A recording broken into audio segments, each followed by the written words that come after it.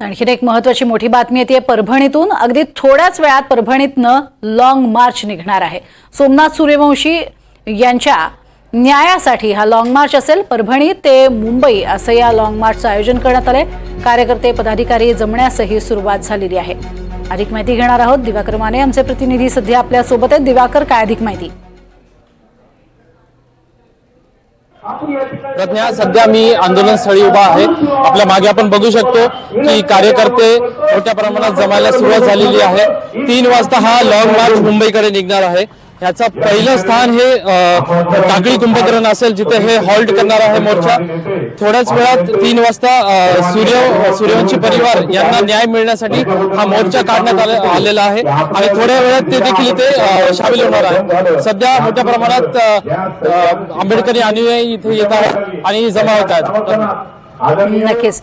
मात्र हा जो लॉंग मार्च काढण्यात येतोय त्यामागे त्यांचं म्हणणं हेच आहे की ज्या पद्धतीनं ही झालेली आहे घटना, तिला हत्याचं स्वरूप द्यायला हवा आणि न्याय मिळायला हवा, असं या सगळ्यांचं म्हणणं आहे। साधारण कधीपर्यंत हे सगळेजण निघणार आहेत आणि किती वाजेपर्यंत ते मुंबईमध्ये दाखल होतील? 3 ते 4 वाजेपर्यंत हे इथनं मुंबईच्या दिशेने निघणार आहेत। ह्यांचा पहिला हॉल्ट टाकळी कुंभकर्ण असेल। 28 तारखेपर्यंत हे मुंबईच्या दिशेने निघणार आहेत। मुंबईला 28 तारखेला हा मोर्चा येऊन धडकणार आहे आणि मुख्यमंत्री यांच्या दालनात जाऊन ते विचारणार आहेत की आम्हाला अजून न्याय भेटलेला नाहीये, हा न्याय आम्हाला कधीपर्यंत भेटणार आहे, अशी भूमिका आशिष वाकोडे यांची आहे।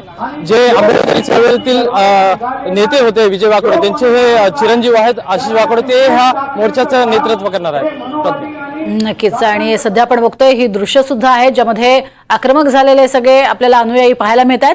येत्या काळामध्ये ज्यावेळेला हा लॉंग मार्च निघेल त्यावेळेला आणखीन अनुयायी त्यांच्या सोबत येणार आहेत का, याबद्दल काही अधिक माहिती?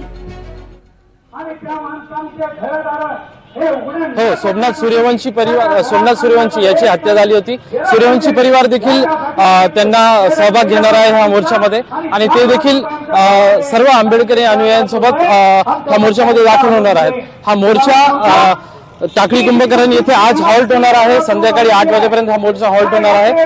उद्या परत पुढे मोर्चा हा सरकत जालना या दिशेने जात औरंगाबाद संभाजीनगर येथे देखील जाणार आहे। नक्कीच। तुर्तास धन्यवाद दिवाकर या संपूर्ण सविस्तर माहितीसाठी।